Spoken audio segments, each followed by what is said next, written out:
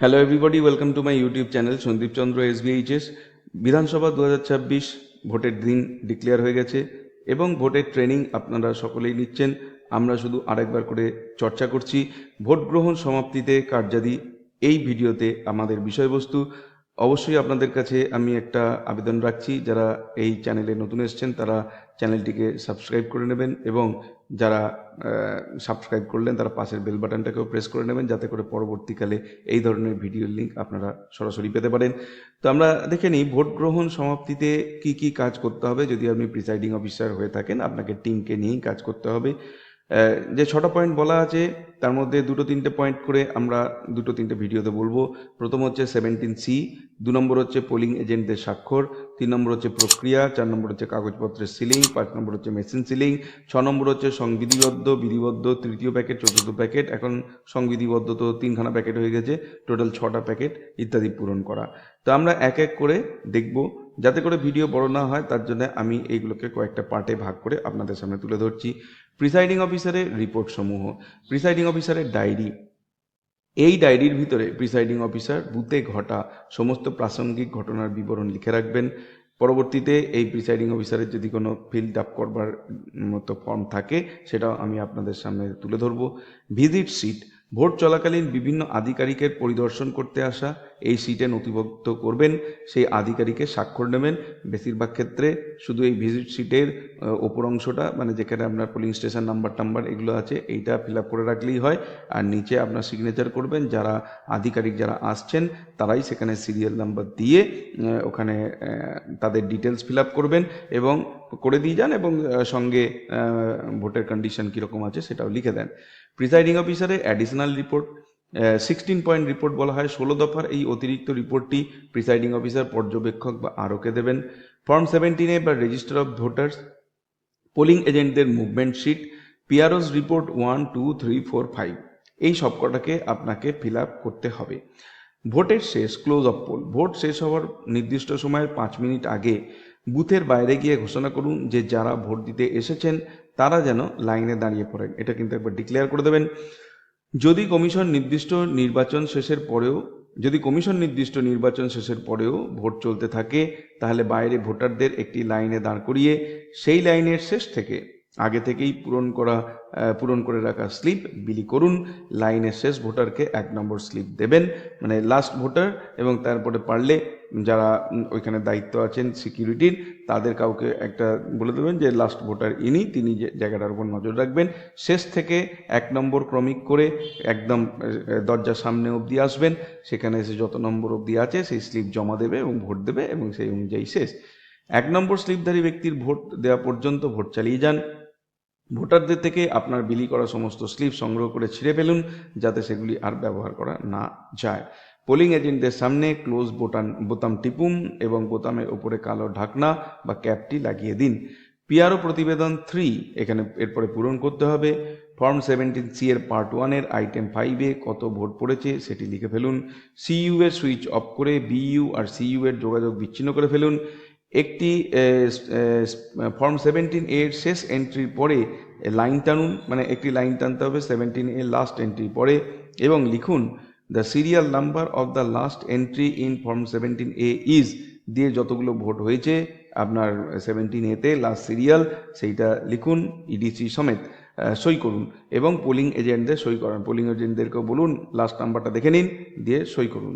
এবারে এই দেখুন প্রিসাইডিং অফিসারের রিপোর্ট, যেটা হচ্ছে part 3, pressing of close button after completion of poll. এখানে প্রথমে লেখা আছে দেখুন নেম অফ দ্য ইলেকশন, এটা বলা হচ্ছে প্রি প্রিন্টেড থাকবে।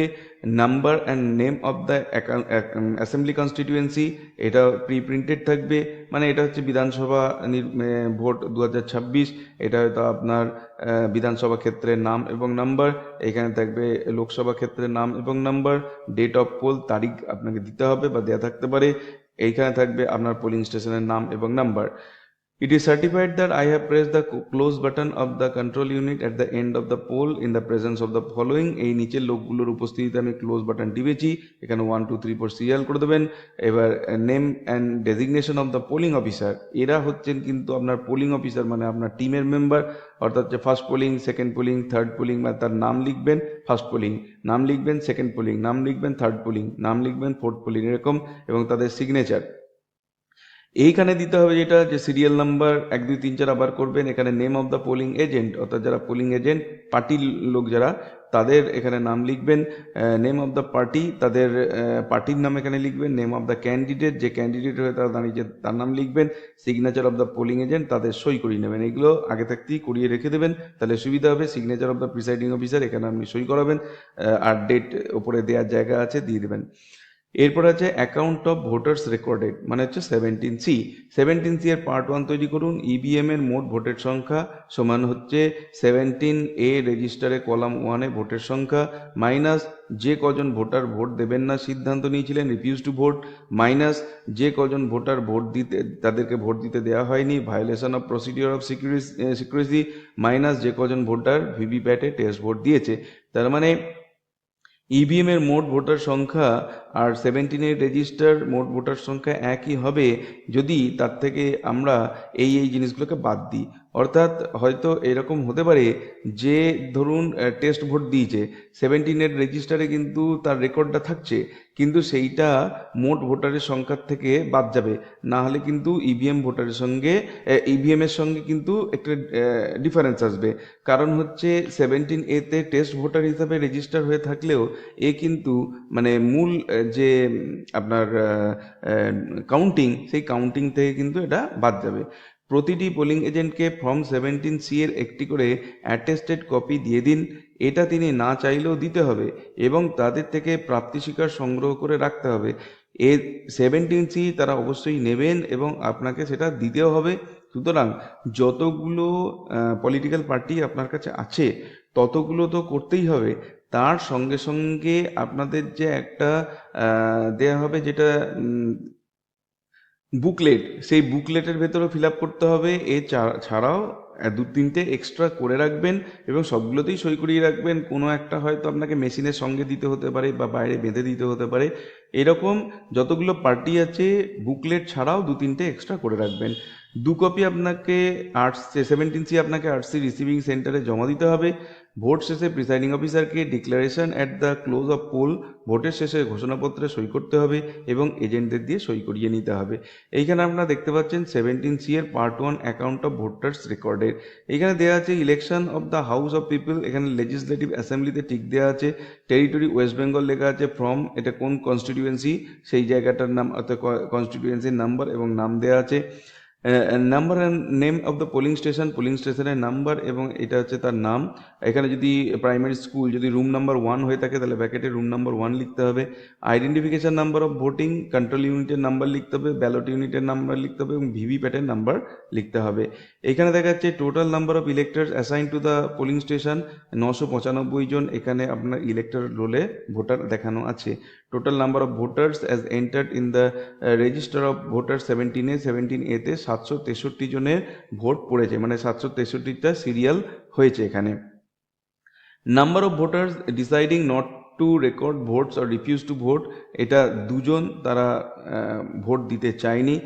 Number if voters not allowed to vote under rule 49M, কাকে ভোট দিতে দেওয়া হয়নি, এরকম 1 জন ভোটার যাদের দেওয়া হয়নি।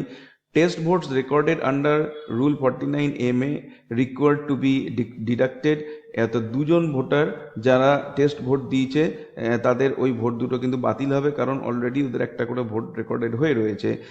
Total number of test votes দুটো ডিক্লেয়ার করা। Serial number of electors in form 17A, এখানে 17A-তে তাদের সিরিয়াল নাম্বার হচ্ছে 17 আর হচ্ছে 200, টোটাল 2টো ভোট পড়েছে। এইখানে বলা হচ্ছে candidates for home test votes cast, হচ্ছে কোন ক্যান্ডিডেট এগেনস্টে টেস্ট ভোটগুলো পড়েছে। এখানে নটা ক্যান্ডিডেট আছে আপনার ABCDEFGH এরকম আছে। এর মধ্যে দেখা যাচ্ছে বি ক্যান্ডিডেটকে তিনি একটা দিয়েছেন, যেহেতু টেস্ট বোর্ডটা ওপেন হয়েছে সুতরাং কাকে দিয়েছেন দেখাই যাবে।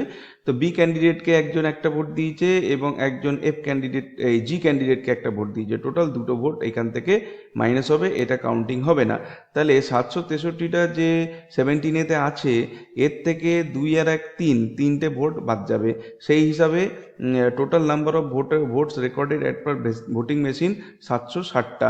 এই যে দুটো ভোট আছে এই দুটো ভোট কিন্তু আপনার ভোটিং মেশিনে বেশি দেখাবে, কিন্তু যেহেতু এখানে দুটো ভোট আপনি টেস্ট ভোট হিসাবে দেখাচ্ছেন সেটাকে ওরা বাদ দিয়েই ধরবে। whether total number of votes as shown against item number 6 tallies with the total number of votes as shown against item 2 minus the number of votes deducting not record votes as against 3।